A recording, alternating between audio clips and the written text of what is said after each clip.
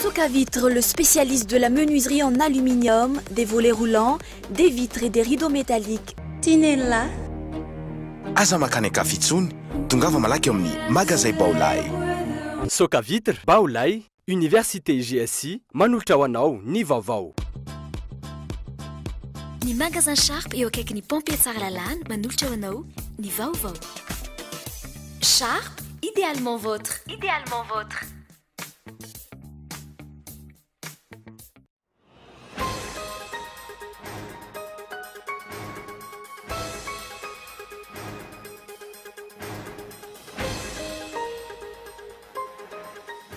Nampianso fivoriana maika amin'ny farany ity herinandro ity ny tranobe mivarotra sy ny indostria eto Madagasikara. Antony takian'ny filoto Alomar Karavalomanina ny amerenana ny tany etsy Akorondrano izay misy ny Magro sy ny Auditorium ao Antico.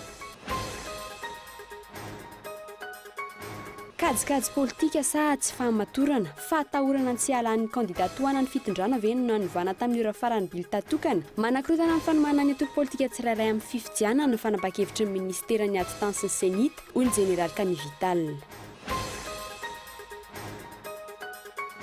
Vokatra ny tsy fahampian'ny fanaraha-maso eny amin'ny fahadiserana na ina tsy ho voaray ao anatin'ny tsena Niagoany vokatra eto Madagasikara. Maro ny entana no tsy manaraka amin'ny fenitra takian'ny tsena Amerikana araka ny fanadihadiana nataon'ny fahadiserana malagasy sy ny komity Niagoany États-Unis.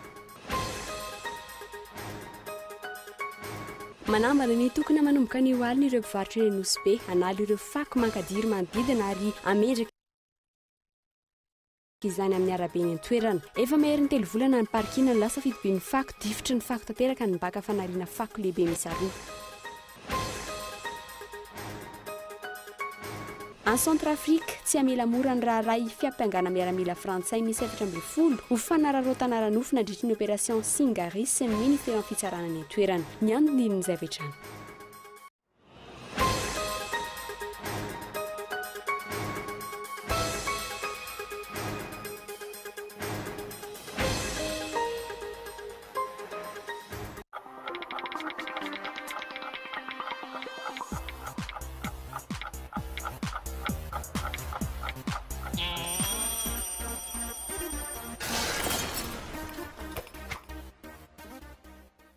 La technologie d'éclairage du TV LED Changgong est la plus avancée du marché. Full HD, ultra fin, ultra complet et design.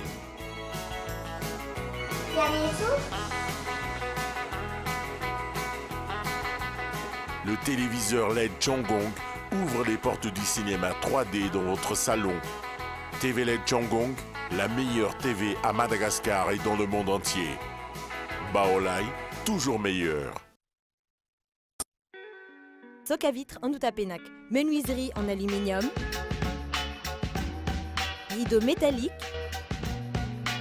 volets roulants, vitres, tôle,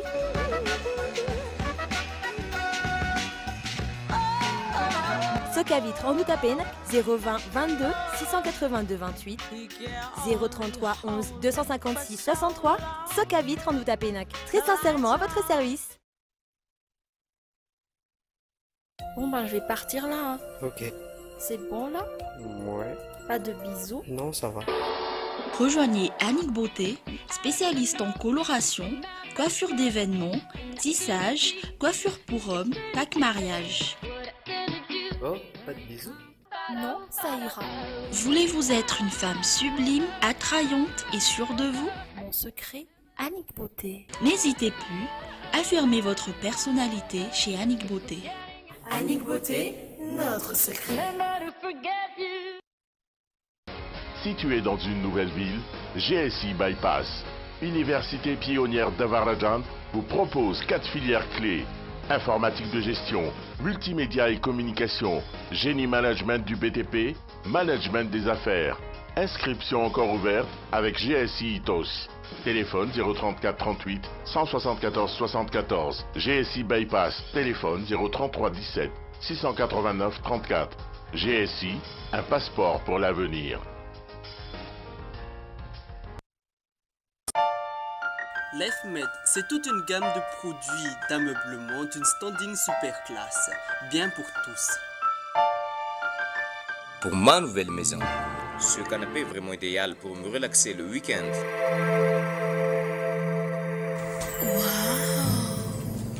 C'est tout à fait mon goût.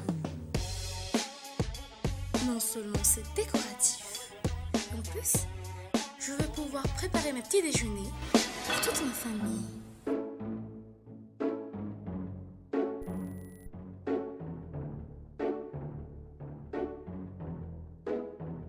Même les enfants rêvent d'être grands. Lefmet, Anoussa. Hoandrendrehitra nanomana fanomezana ho anareo ny magasin Sharp eo akaiky ny pompier tsara lalàna. Feno petits électroménagers avo lenta amin'ny vidiny tena mirary ny lakozianao. Misy aspirateur, mixeur, rice cooker, table de cuisson, haute aspirante sy ny maro hafa. Ahitana grands électroménagers ihany koa ny magasin Sharp tsara lalàna. Ohatra amin'izany ny congélateur, réfrigérateur, refroidisseur, na koa four encastrable sy machine à laver. Ho an'ny sofina sy ny masindray, manolotra appareils électroniques toy ny musique, microsystème sy TV LED Full HD ihany koa ny Sharp. Ho an'ny fetindreny izany, matokea magasin Sharp. Mahazo garantie 12 volana sy service après-vente izay mividy appareil Sharp. Aza misalasala ary manantona ny magasin Sharp eo akaiky ny pompier tsara lalàna. Sharp, idéalement vôtre. Idéalement vôtre.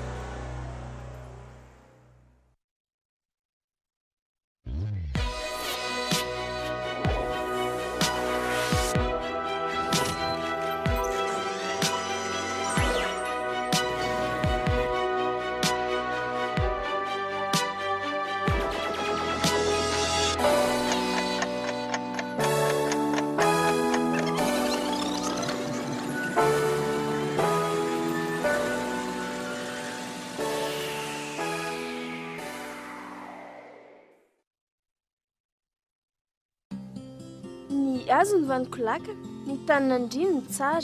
Ny orinasa Madagascar Evolution Immobilier dia vonona ny mefafapoanao izay mikasa hividy tany. Fitsidihana maimaimpoana, mampandrisaina anao amin'ny fikarakarana ny taratasy rehetra. Koa raha mila fanazavana fanampiny ianao, dia antsoy azy ny laharana 033 21 099 06 na ry 034 14 099 06 22 566 54. Madagascar Évolution Immobilier, un avenir sûr, investir, bâtir pour le futur.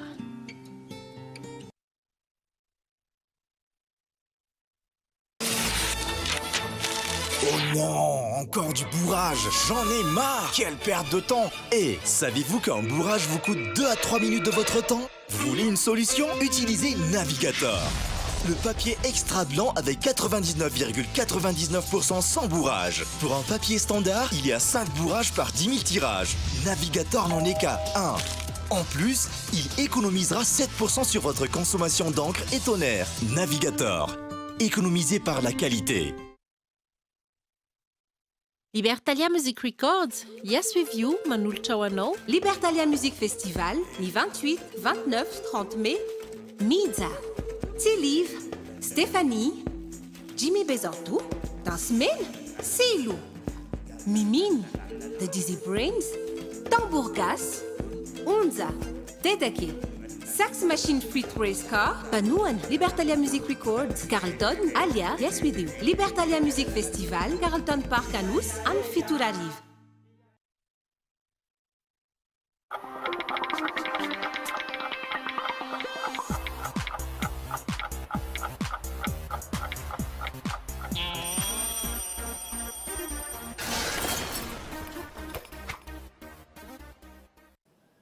dia mbola faly mitsidika ny tokantrano indray tomboka lasa tomboka avy amin'izao alaka misy ariva izao miarabanao tonga sao tanatin'ny fampalambo avao ny fahita lavitra Golo TV miaraba manokana ireo mpanaraka izany amin'ny alalan'ny fahita lavitra DSTV any amin'ny faritany Antsiranana.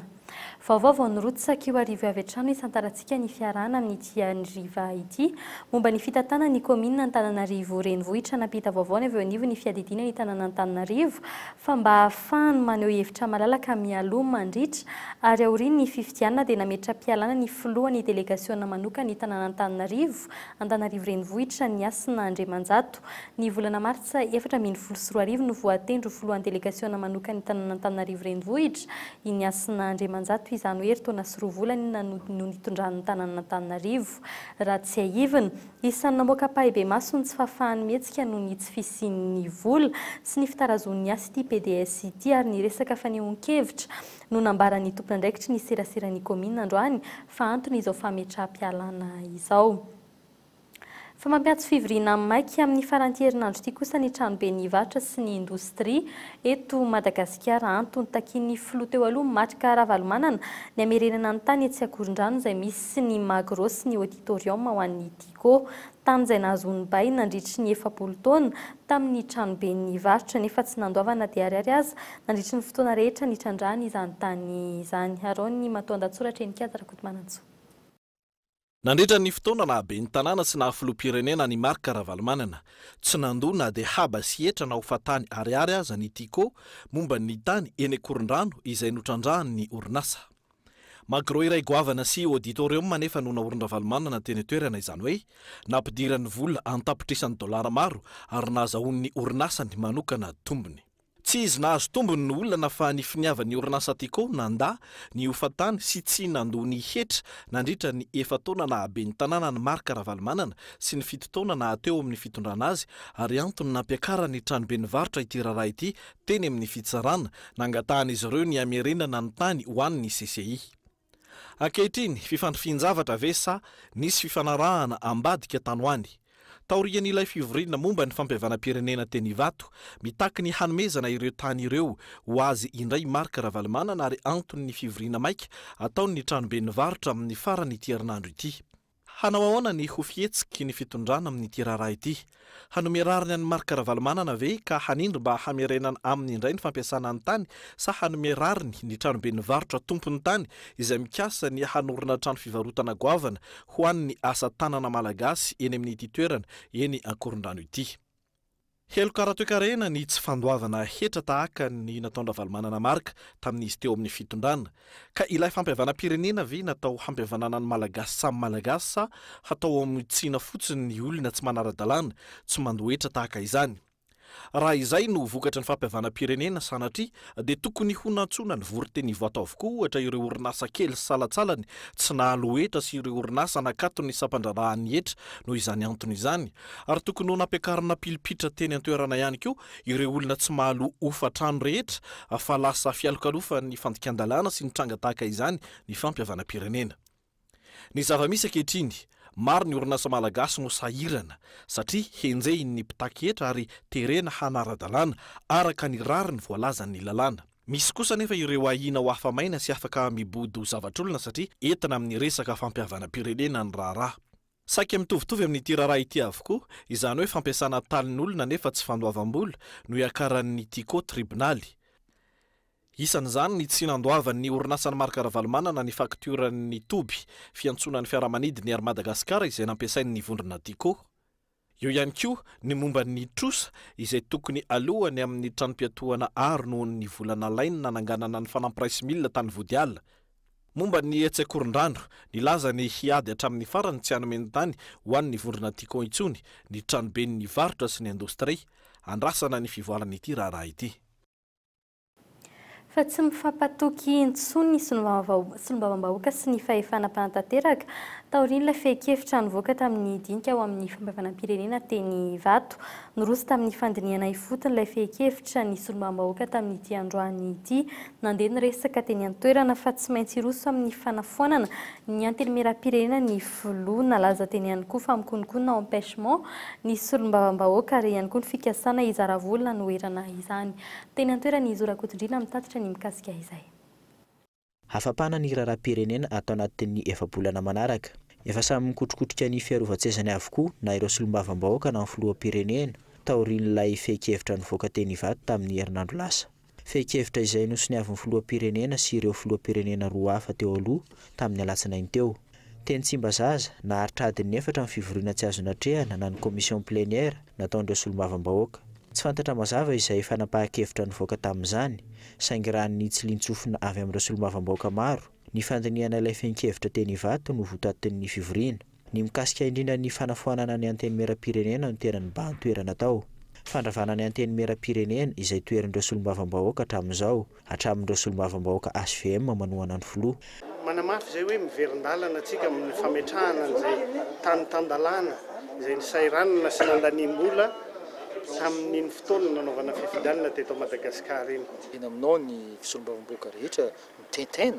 Zaza manontany tena vita ny asany eny zany zareo sa tsy vita ny asa. Sasany efa eritreretra ody, sasany mbola hijanona eto fa dia hoe oviana ny ravana. Zany zavatra rehetra zany dia mitaky ny fandraisana andraikitra ny mpitondra fanjakana ambony.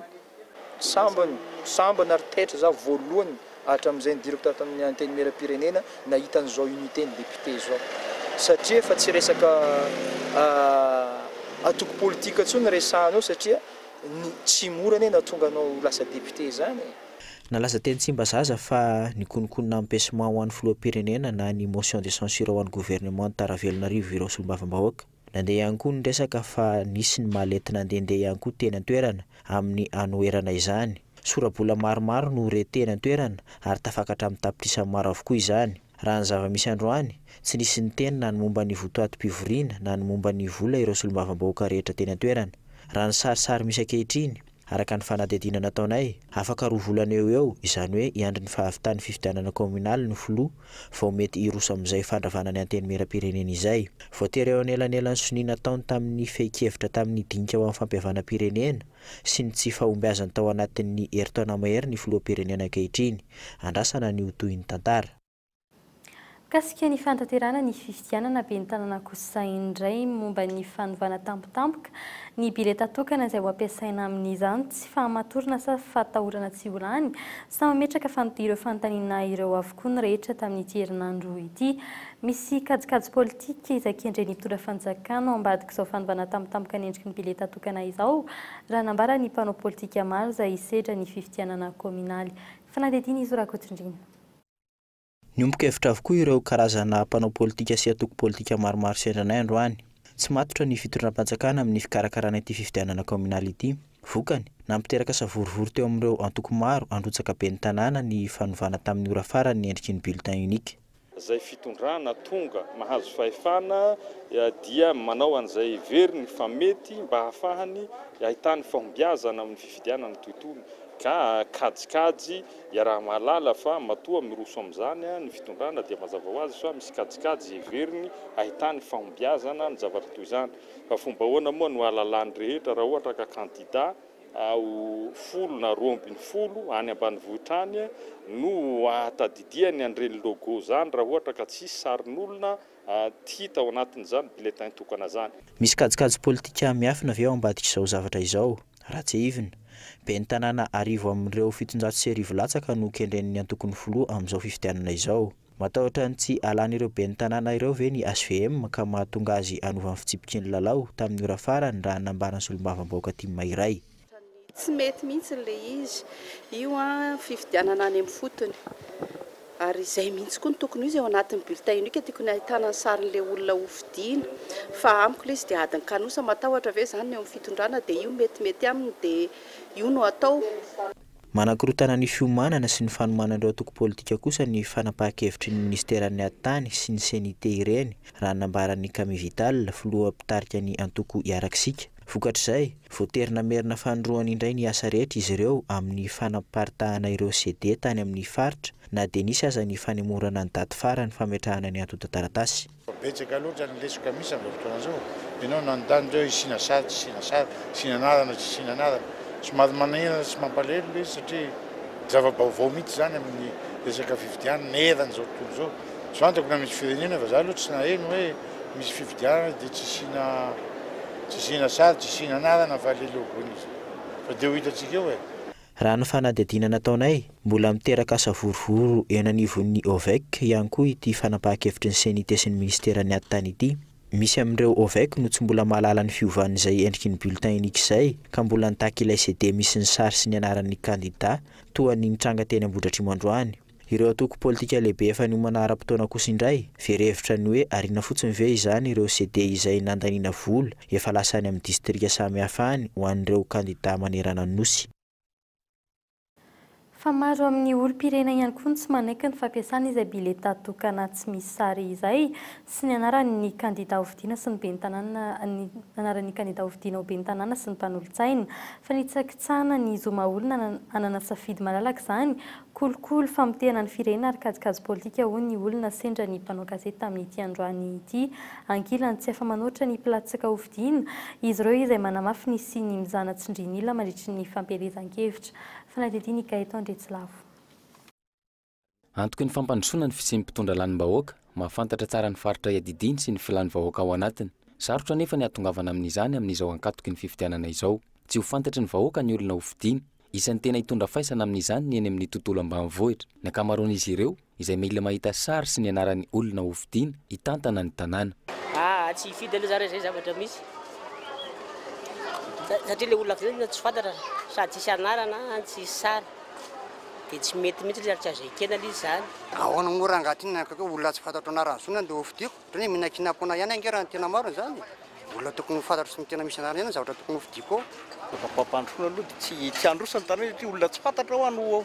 Tokony hipetaka ihany le sary farafaratsiny. Le anarana moa iny mazava ho azy tsy maintsy ao iny.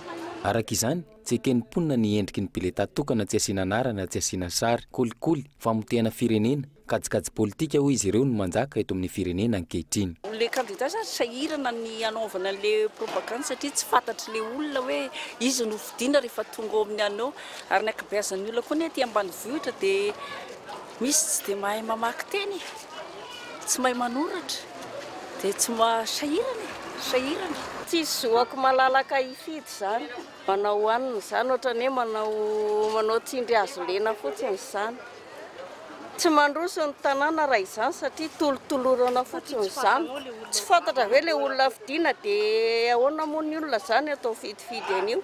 Ankilany, ho sarotra ny fanatanterahana ny fampielezan-kevitra hoe ireo kandida hirotsaka ho vidiana eny amin'ny komina ambanivohitra. Raha propagande aloha no lesahana.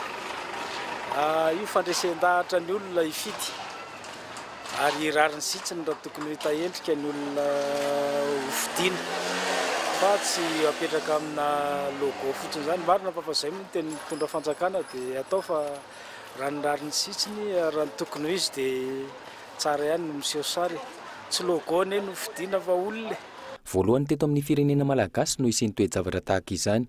Mivaona tanteraka amin'ny rafi-pitondrana eto amintsika ny zava-misy amin'ny fanomanana ny fifidianana. Miharihary zao fa manao amboletra ametrahana ny olona eny anivon'ny komina isaky ny faritra tsirairay avy ny antokony ny mpitondra. Tranga mety iseho ny hoe olona hafa avy any amin'ny faritra hafa, tsy mahalala akory ny faritra iadidiny, tsy mahalala akory ny etaetam-bahoaka sy ny filanimponina, tsy fantatry ny mponina ihany koa no mety ho lany hitondra ny komina iray. Fa nitsakitsahana ny zon'ny olom-pirenena izany, mananjoy safidy izay hitondra ny tanànany nefa ny olona tsirairay avy.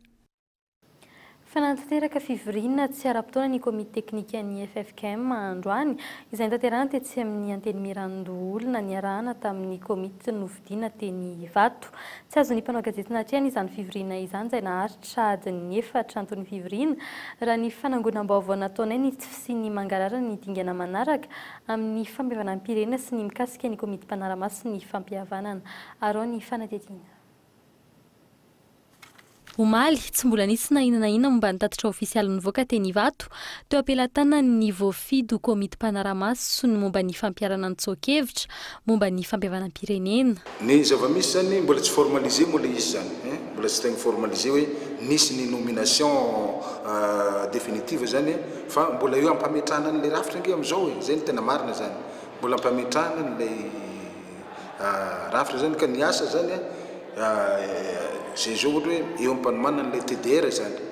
Fa eo ampanomanana an'le TDR izay isaky ny commission samy mandrafitra TDR araka izay heveriny mampety azy dia rehefa tonga le fihaonana iarahana zany dia iny no aravona akana le TDR iombonana. Fa zany hoe somary mpanano sarotra kely fotsiny dia hoe noho n'ilay version finale zay nosoniaviny reo tompona andraikitra ambony zany président de la République, les anciens présidents ary ny FFKM mbola tsy tonga ty ampilatananay ka zay somary mpanano sarotra kely an'le asa atao. Androany nivory niaraka tamin'ny solontenan'ny FFKM sy reto voalaza fa komite mpanaramaso ireto. tsy mbola misy hidi-panjakana treto mamaritra ny isa tamin'ny fe azy ireo. Tsy fantatra ihany koa ahoana ny momba azy, ny karamany na ny tampi-karamany na ny fomba fiasany. Raha folo isaky ny komity ny voafito teny amin'ny fivoriana teny Ivato ny ova ho fito izany taty aoriana ary lasa olona hafa avokoa ny fitarain'izy ireo. Raha ny fanazavana azo tamin'ny solon-tena natrika ny fivoriana, misy andian'olona mpanao politika manana eritreritra nampiditra ny olona eo amin'ity komity ity ka nampiova ny anarana tamin'ny ora farany. Ny olona azy dia tsy ekeny lefa voatery taloha tary.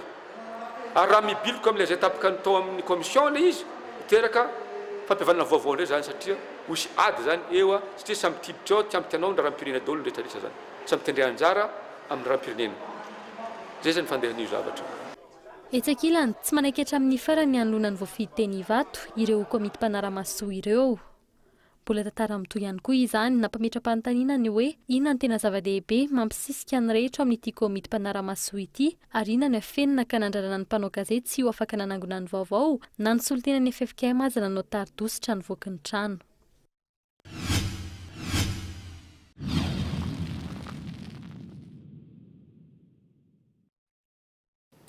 Eo amin'ny vaovaon'ny toe-karena kosa indray misy amin'ny entana alefany amin'ny tsenam-barotra ny Agoa no misy misantoka ho entana avy eto Madagasikara ny fanadinana taon'ny fahadiseranana malagasy sy ny komitin'ny Agoa ny Etazonia tsy manaraka ny fenitra takin'ny tsena Amerikana na ny kalitao na ny vidin'ny entana santoka amin'ny ankapobeny ahina tsy voaray amin'ny tsenan'ny Agoa intsony ny vokatra avy eto Madagasikara raha mitohy izany ny tsy fampin'ny fanaraha-maso eny anivon'ny fahadiseranana no isan'ny lesoka voalohany mahatonga izany. Ny andindiny miaraka amin'ny Lili Rapiata. Orinasa miisa 12 hatreto efa nahazo alalana amin'ny fanondranana any amin'ny tsenam-barotra Agoa tato anatin'ny 3 volana. Ny fanondranana lamba zaitra hatreto no mibahany tsena io. Velarina amin'ny karazana entana hatramin'ny 7,000 sy ireo entana ondrana amin'ny Agoa 10.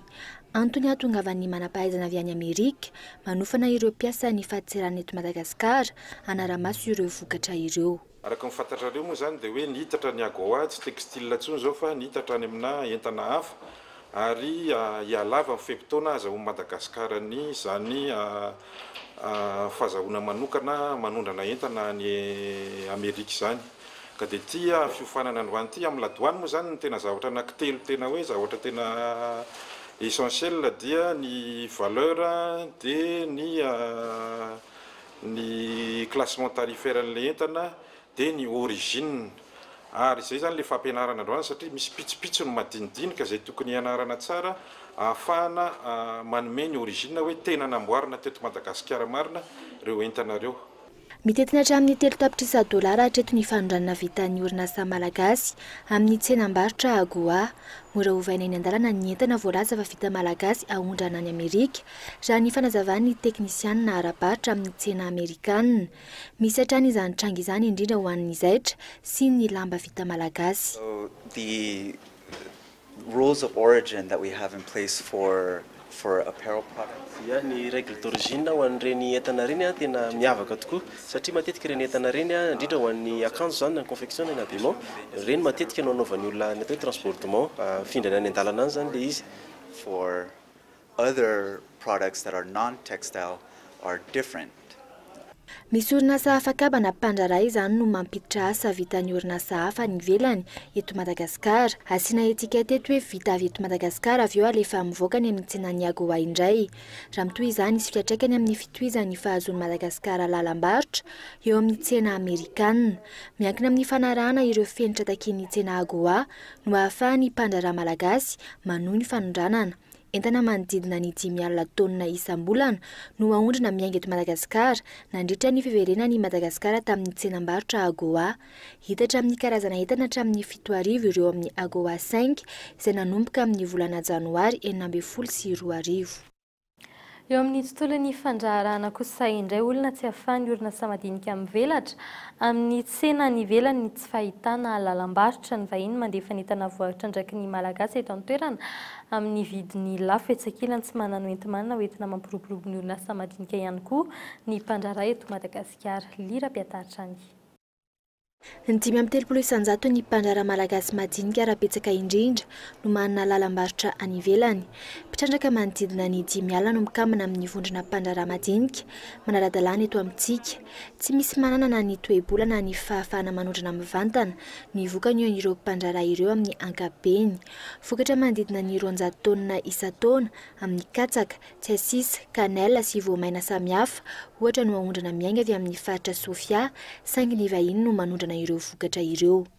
Zao ohatra hoe produit agricole zao blackes, haricot, katsaka zao tena vokatra betsaka dia betsaka any aminay. Io zao mahatratra jusqu'any amin'ny 10 000 à 40 000 tonnes isan'ireo vokatra reo mivoaka avy eo aminay. Fa saingy zay tsy matafavoaka an'io makany ivelany fa mandefa amindreo exportateur reo na grand collecteur reo nandefasanay. Lasa intermédiaire fotsiny zany ny asanay mpandraraha madinika any Sofia. Ka mba te hivoatra zahay zany mba te hanondrana ny vokatra misy aminay izay avy eo amin'ny faritra ihany zany.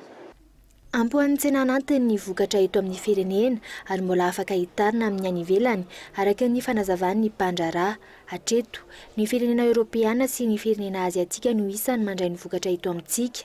Tsy mbola ampy ny fitrandrana ireo vokatra maro azo ahondrana eto Madagasikara ary tsy ampy ihany koa ny fampahafantaran'ny orinasa madinika sy salatsalany ireo vokatra ireo amin'ny tsena iraisam-pirenena. Mpandraraha hatramin'ny arivo no tonga manatrika ireo mpandraraha malagasy sy ahafahana mijery fiaraha-miasa. Tombosoa zay aloha satria tonga tia misy amin'ny arivo mpandraraha tonga avy any ivelany dia dikan'izany misy partenariat na hoe joint venture fiteneny azy amin'ny teny anglisa mety vita entre mpandraraha tonga avy any ivelany sy mpandraraha malagasy. Dia izay zavatra zay tena zavatra tena mahafinaritra mihitsy satria manino raha vao misy partenariat zay dia afaka hatsaraina le exportation. Satria hitanareo le thème le vita malagasy s'ouvre au monde. Trano eva miisa 26 no hita eny amin'ny foire internationale de Madagascar ato anatin'ny efatrandro. Fifamizarana traikefa sy fifanakalozana amin'ny mpandraraha vahiny sy ny mpandraraha madinika malagasy mitanjona. Vahiny mpandraraha manodidina ny 90 isa no nasaina manokana hanatrika izao fampiratiana sy fampahafantarana ny toe-karena malagasy izao. Fa mangataka ny amirena ny lavantoto ny teo aloha ny mpanenjika izany ny Toamasina kolokolo ny sokajin'izy ireo ny fomba fiasany ny fahadiserana na mandritra izay herinandro natanterahana ny lavanty izay 700 mahery ny isan'ny mpandray anjara ary natratra ny amin'ny 300 tapitrisa ariary ny vidin'ny vokatra farany lafo raha ny vaovao nampitainy ireo nanatrika tany an-toerana. Oliva Antriniala. Natratratra amin'ny 120 sasany alina ny filaharan'ireo olona mahery ny 700 tonga nanatitra ny valopy. Misy ny teti-bidy zakany tsirairay amin'ireo entana karazany 70 mahery nanaovana variboba tany amin'ny Seranatsambo ny Tomasina. Raha ity fomba fiasa vaovao ity no noheveriny rehetra fa anovany tsy nety natao teo aloha. Ny nantena kanirina no nampifandravandra ho ireo nanatrika tany an-toerana vaovao nampitaina tamin'ny Antsotarby. Livre lasa misy kolokolo be zany le satria le zany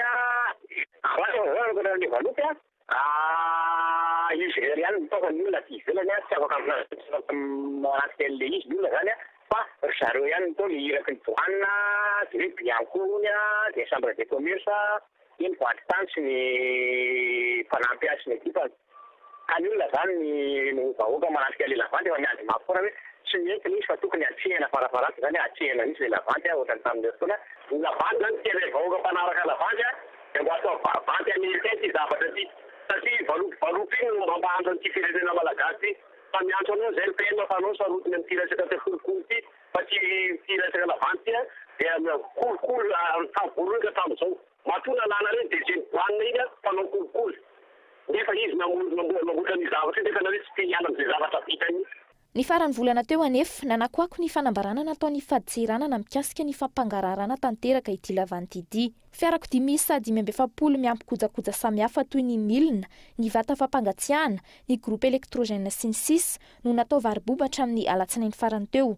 Ireo tolobidy telo ambony indrindra izay nampitain'ireo mpanatrika hatrany 3 sy 200 tapitrisa ariary ny voalohany, 200 tapitrisa ariary ny faharoa ary 70 tapitrisa ariary ny fahatelo. Azo antoka fa nampidi-bola betsaka tamin'ny fanjakana ity variboba ity raha ireo olona 700 mahery ireo samy nandrotsaka ny 100 tamin'ny tolobidy anatao antoka. Antoka izay tsy miverina any amin'izy ireo fa mijanona ho an'ny kitabom-bola mpanjakana. Fanampin'izay ny 470 sara pikirakarana ireo taratasy. Andrasana izay tatitra ofisialy atao ny faditseranana mikasika ity raharaha ity.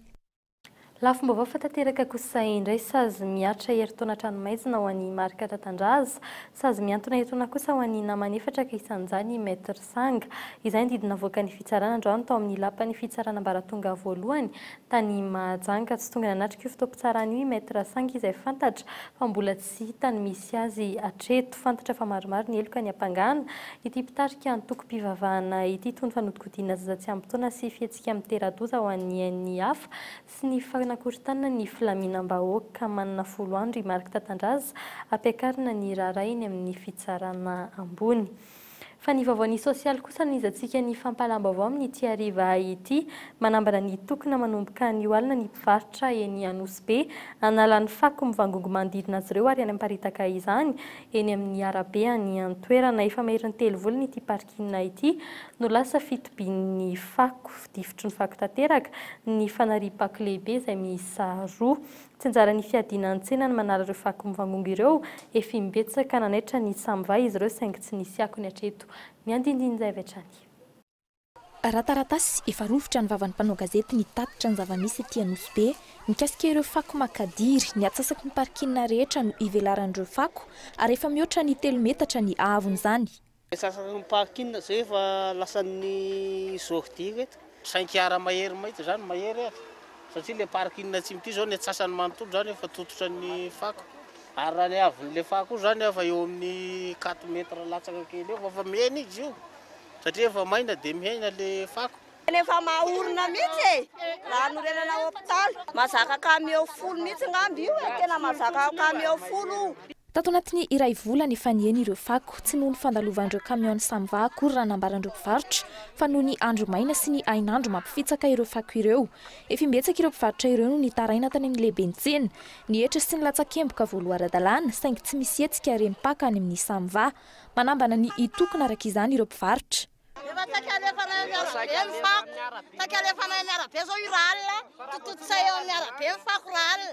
Dia avy eo amin'izay raha vao tsy miala androany asiana alefa alainay miarabe ny fako fa satria izay mijaly loatra ny lohanay marary loatra tsy miditra aty am-paozinay satria tsisy mividy ny entanay dia noho izay mandoa ny abateny mandoa sy ny anona tsony efa tapona tsisy taba-jordira tsony ao.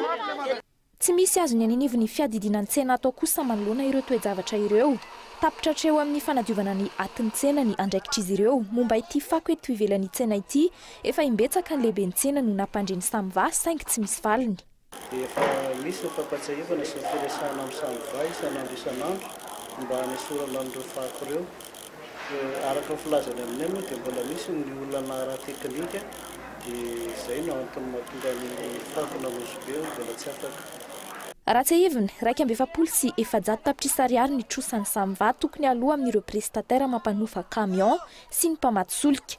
Efa nitombo ny famatsiana ary tsy tokony ho sahirana ny mpitantana raha ny fanadihadiana tamin'ny fifampitra-pahefana Hôtaly Jeneraly iray volana eo izay.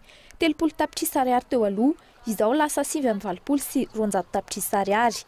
Variana manefa trosa ve ireo mpitantana ny samva samy misy fanodikodiana-mbola vaovao ankoatra nefa nahitana olana teo aloha mikasika ilay 3 miliara ariary. Tsy fantatra intsony ihany koa na tsy atokisan'ireo mpiara-miasa aminy ka tsy mety manolo tanana intsony ny samva. Raha ny feo mandeha hatreto ho raisy ny fiadidinan'ny Repoblika ny fandrindrana ny fanangonana fako eto Andrenivohitra, vaovao izay mbola iandrasana fanambarana ofisialy hatreto. Vaovao mikasika ny toetry ny andro kosa indray miditra tsikelikely amin'ny vaninandro ririnina. Isika amin'izao fotoana izao raha nambarany avy eo anivo ny sampana mpamantatra ny toetry ny andro. Manodidina ny 12 hatramin'ny 15 degré ny maripana miova tsikelikely. Manaraka izany fiova ny toetry ny andro izany ihany koa ny fiainan'ny mpony eto Andrenivohitra noho ny fitombon'ny fotoana maizina. Ho an'ny fokontany iray nanaovana fanadihadiana ny fanamafisana ny andro masom-pokon'olona ny vahaolana iray hiatrehana ny tsy fandriam-pahalemana manoloana ny fahamaizinana izay. Fanadihadiana Mikaela Ramarila. Ny volana Jona izao vao tafiditra tanteraka ao anatin'ny vaninandro ririnina isika raha ny fanazavany teknisiany eo anivon'ny meteo. Efa manomboka tena mangatsika kosa nefa ny hatramin'ny omaly, midina 10 degré izany ho an'ny faritra Tsirabe. Manaraka izany tsikelikely ny eto Analamanga, mila mivonona hatrany amin'ny akanjo mafana araka izany ny tsirairay. Efa maka volinandro ririnina sy fahavaratra mbola miaraka ao anatiny. Porofon'izay amin'ny fisinzavana maraina. Efa midina. Efa manomboka mirona makany amin'ny ririnina zany tsika efa mbola tsy tafiditra ny anaty ririnina. Zay zany maromaro koa efa miala maka avy aty amin'ny fahavaratra miditra makany amin'ny ririnina. Etsakilany manomboka miova tsikelikely manaraka izany ihany koa ny fiainan'ny mpivarotra maro. Nanomboka omaly mihevitry ny hanaovan'ny fomba fiasan'ny mpivarotra mofo noho ny fiovan'ny fandaharam-potoanan'ny mponina. Mihena vola matiky kobalany ara mihena amin'izao satria ny andro efa vetivety kely dia arivo. Ohatra hoe taloha izao malany koba eo amin'ny 12 kilo dia izao lasa 10 kilo sisa. Efa ihany fa ianao mila mody alolo foana ianao e. Mila mody alolo foana ny andro koa tsy dia misy jiro any amin'ny sana ihany dia farany raha vao elaela any dia dia efa talohan'ny zala. Raha ho an'ny fokontany ampefilosi manokana, fandresena lahatra ny mponina amin'ny fitandronan'ny filaminana eny amin'ny elakelan-trano ny vahaolana voalohany sy fananam-paikady hatrehana izany. Izay zavatra ny tokony ilaina ny fiara-miasa betsaka amin'ny mponina sy amin'ireo tompon'andraikitry ny amin'ny polisy. Misy mesure aloha zany efa niarahanay amin'ireo tanora sy ny andro masom-pokon'olona eto fa dia miomana fahazatratra ihany. Tsy ny faritra Ampefilo ihany tafiditra anatin'izany tanàna manomboka mafana amin'ny asa ratsy izany fa ny faritra maro eto Andrenivohitra, ao ny sekoly izay efa nandrefepetra manokana amin'ny fampidinan'ny mpianatra mialoha mba hitsinjovana azy ireo. Izao koa sika dia tonga amin'ny fotoana izay andraisana ny vahintsika ato anatin'ny fampahalam-baovao amin'ny ity ity. Révérend Farandrenarivo izay avy eo amin'ny église évangélique Chaîne miarabanao tonga sao eto amin'ny fampahalam-baovao. Miarabanao Ramatokely Niando ary faly miarabantsika rehetra izay mpijery ajaina ao anatin'izao vaovao mahafinaritra izao. Eny ary misy ny hetsika fitaovam-pivavahana izay hokarakarenareo ny alahady avy izao tahaka ny ahoana ny fandaharam-potoana inona ny ampiavaka io fotoana io iza ihany koa ny olona izay asaina ao anatin'izay. Toko misaotra anao na mia fitenena ary misaotra manokana ny Kolo TV izay nandray anay amin'ny tian'io ity. Araka ny tenenao teo moa dia manana fotoana izay mahafinaritra be izay karakaraina Église évangélique Chaîne moa zany etsy amin'ny Palais des Sports Mahamasina. Io fotoana io moa zany dia tiako mampahafantatra antsika fotoana lehibe izy io satria fotoana fanafana lehibe izay mihitsy moa loha hevitra hoe fotoana fanafana izany. Ao amin'ny soratra masina misy miteny ten'Andriamanitra Exodus toko fahaenina dia fahaenina ka hatramin'ny fahavalo hoe Andriamanitra no manafaka hozy izy amin'ny fampona mafy ny Egiptiana ary mampiditra antsika ao anatin'ny tany izay misy ny teny fampanantenana izay nampanantenany any Abrahama. Ary mino fa ao anatin'io vanim-potoana io dia izay mihitsy nitranga satria fotoana anafan'Andriamanitra ny olona satria ny olona indraindray tsy tonga saina hoe fa ny fiainana dia ara-panahy. Betsaka ny zavatra iainan'ny olona arekena fa tsy maintsy misy ny olona kanefa ao anatin'izay rehetrarehetra mila tonga saina ny olona hoe eo mazava-dehibe ny fotoana tahaka izao mba ahafan'Andriamanitra manafaka ny olona sy mampiditra ny olona ao anatin'ny fahasoavana hiditra amin'ny fitsaharana amin'ny fampona mafia izay ataon'ny Egiptiana aminy. Io fotoana io moa dia mariako fa etsy amin'ny Palais des Sports Mahamasina izay amin'ny alahady izao 10 mai etsy amin'ny Palais des Sports Mahamasina misy fotoana telo miavaka lehibe maraina amin'ny 1 ora sasany fidirana voalohany dia misy amin'ny 4 ora sasany misy amin'ny 10 ora sasany ary misy ny hariva amin'ny 2 ora sasany.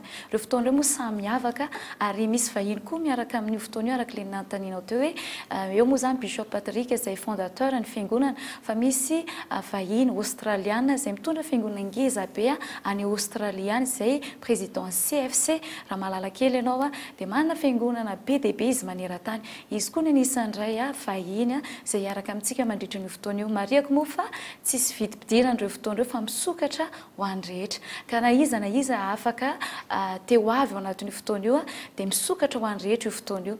Ary araka ny azavaiko teo hoe afinaritra ny fotoana satria misy ireo mpanompon'Andriamanitra ireo izay izara ten'Andriamanitra isy ny vavaka misy mazava ho azy koa ny ten'Andriamanitra izay zaraina izay azo antoka fahanova ny fiainan'olona satria araka ny filamatra moa zany izay resany ao anatin'ny fiangonana dia hoe tsy mitory tsy hisy porofo izay ary azoko antoka fa hisy porofo indray ho an'ny fiainan'olona moa zany izay manatrika ny fotoana io ny zavatra ho raisin'ny olona ao anatin'ireo fotoana ireo. Eny ary isaorinao ny fahita ato anatin'ny fampahalam-baovao. Tompoko misaotra tompoko.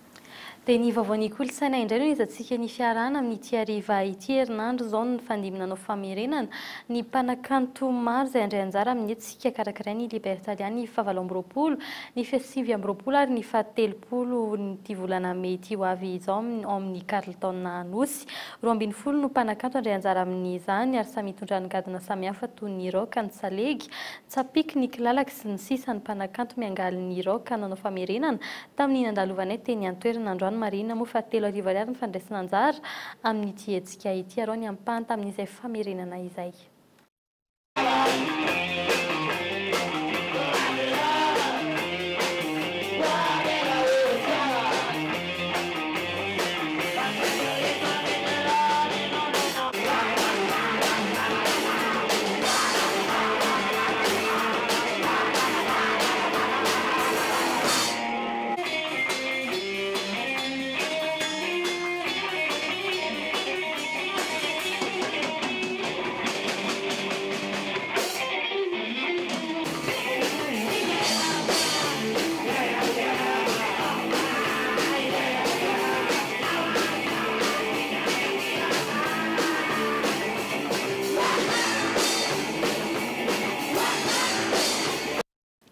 Maresaka avy any ivelany ny Roso amin'ny fitoriana ny miaramila frantsay misy 410 ny Centrafrika mikasika ny fiampangana azy ireo amin'ny fanarotana aranofo natao tamin'ny ankizy nandritra ny opération sangarista ny Centrafrika. Tsy amela amory ity tranga ity velively izy ireo hoy ny ministry ny fitsarana ny antoerana. Fanadetiny amin'ny sariny France 24. Anokatra n'ity afera izay maningitra ny tafika frantsay ity ny Bangui, Centrafrika, izay nisehona fananarotana ara-pananahana sy varotana ankizy. Mitaky ny marina mikasika n'ity afera ity, ny ministry ny fitsarana Aristide Sokambi. Tamin'ny farany volana lasa teo, novolaza fa nanokatra fanadihadiana ny fitsarana Centrafrikain. Nilaza eo amin'ny tompona andraikitry ny firenena mikambana sy ny manapahefana frantsay aka ny antota taratasy mifandray amin'ity afera ity. Manamafy izany ny fitsarana ankehitriny. Raha tsy ivina, miisa 410 ireo miaramila frantsay voasaringitra amin'ity afera ity, izy ireo izay mamita iraka tany toerana ny taona 13 sy 14 ary nindraikitra ny savalalana sy ny fitsirehana na ny patrouille. Utakaly ny sakafo omenan'ireo ankizy ny fanarotana aranofo atao azy ireo raha ny voarakitry ny taritra nataon'ny Paula Donovan izay nilaza fa nahita maso izany. Ampolo ny ireo ankizy niaina ity tranga izay mamela taketra ho azy ireo izany. Antony fitakin'ny fitsarana Centrafrikain ny rariny atrany ho ny ministra tompon'andraikitra Aristide Sokambi. Mampiatso fivoriana maika amin'ny faran'ity herinandro ity ny tranobe nivatra sy ny indostria eto Madagasikara. Antony takiany filoto aloha Marc Ravalomanana ny hamerenana ny tany etsy Akorondrano izay misy ny magro sy ny auditorium ho an'ny Tico. Tsy ampy ny fanaraha-maso sy ny fahadeny amin'ny fahaditseranana ka ina tsy ho voaray ao anatin'ny tsenany Agoa intsony ny vokatra avy eto Madagasikara. Toetry ny andro miditra tsikelikely amin'ny vanandro ririny sika amin'izao fotoana izao raha nambara ny teo anivo ny météo. Maître Herinienne Ravelo Andriatsimy filohan'ny Chambre nationale des huissiers de justice sy Maître Rakotinirina Alemp tambola ny fikambanana no vahiny ny fandarana tafatafa raha ampitso ao ny onjapeo ny 7 valo fa raha itsika isan'andro kosa aorian'ny fampahalalam-baovao ny mikasika n'ireo mpandray anjara ao amin'ny film na ny foire internationale de Madagascar ny fafito izay nanena nanomboka androany hatramin'ny 10 ny volana May ho avy izao mahatratra hatramin'ny 20 sy 10 ny trano eva mandray anjara amin'izao andiany ny 10 amin'ny film izao. Dia izay koa no etsika mamarina ny fiarahana tamin'ity anio ity sorny ianao nanaraka ny fampahalalam-baovao hatramin'ny farany amin'ny fotoananao indray raha mpitsaka izao veloma tompoko.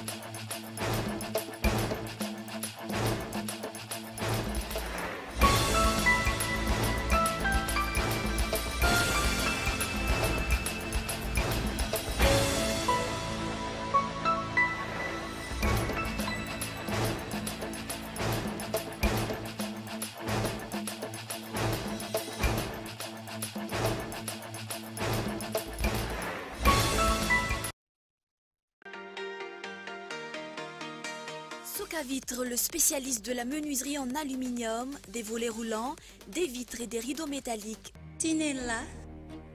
Aza makany akafitsony, tongava malaky amin'ny magasin Baolay. Ny fahapalalam-baovao dia niarahanao tamin'ny Socavitre, Baolay. Ny magasin Sharp eo akaiky ny pompier Tsaralalana, nanolotra anao teo ny vaovao. Sharp, idéalement vôtre. Idéalement vôtre.